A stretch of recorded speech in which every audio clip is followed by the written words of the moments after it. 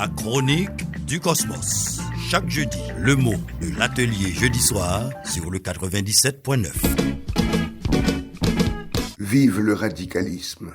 Cela peut faire rire de voir la facilité avec laquelle on accuse les progressistes d'être trop radicaux concernant la situation haïtienne.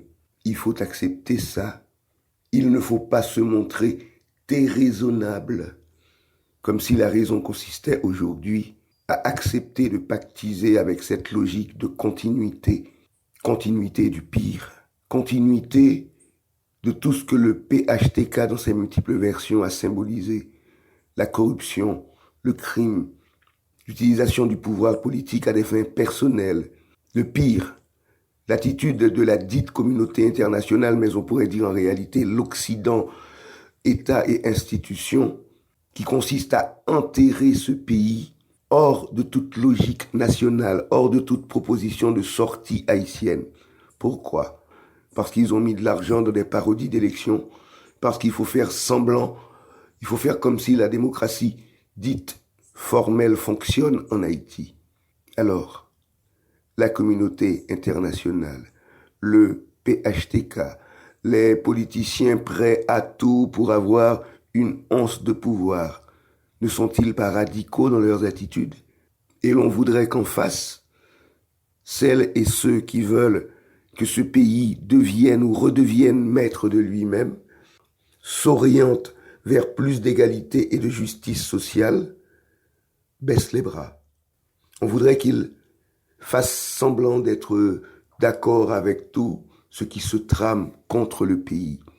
Quand ils s'opposent à cette continuité du pire, on les accuse d'être radicaux, trop radicaux. Et pourtant, l'on voit combien la réaction se radicalise. Les choix éditoriaux de certains médias, les propositions politiques de certaines formations politiques, on voit ce désir chez la réaction de garder les choses telles qu'elles sont, ou de les ramener à ce qu'elles étaient avant, une bonne petite exploitation tranquille de la population, une bonne petite direction politique tranquille des affaires d'État à leur unique profit.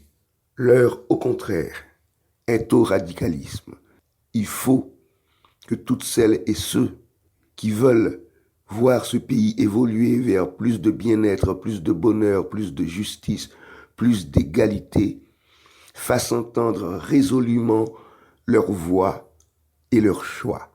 Nous vivons une heure très grave, nous vivons une heure qui demande à ce qu'il soit clair, ceux qui veulent l'avenir, ceux qui veulent maintenir les choses telles qu'elles ont été, ceux qui veulent du bien-être pour ce peuple enfin, et ceux qui veulent le maintenir dans sa misère, sa pauvreté et la violation permanente de ses droits civils et politiques.